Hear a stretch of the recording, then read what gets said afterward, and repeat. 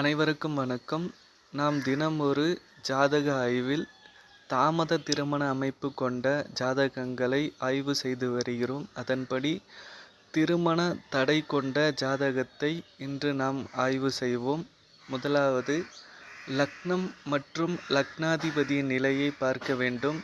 ஏனென்றால் லக்னம் அல்லது லக்னாதிபதி கெட்டிருந்தால் ஜாதகரால் சுகபோகங்களை அனுபவிப்பதில் சற்று தடை தாமதங்கள் ஏற்படும். அதைப்போலத்தான் இந்த ஜாதகத்தை நாம் ஆய்வு செய்வோம்.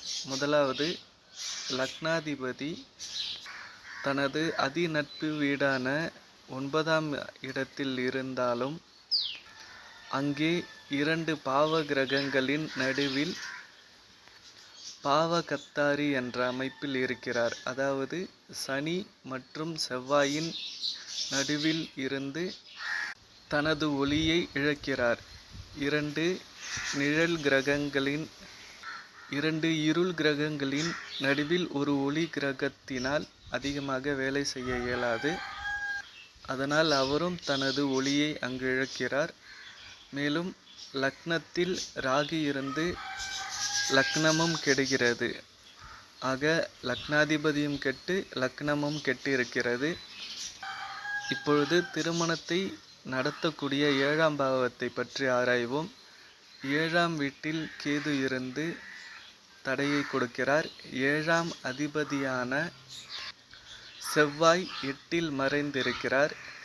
7ஆம் இடத்தை சனி பார்க்கிறார். திருமணத்திற்கு காரண கிரகமான சுக்கிரன் பாவகத்தாரியாக இருப்பதால்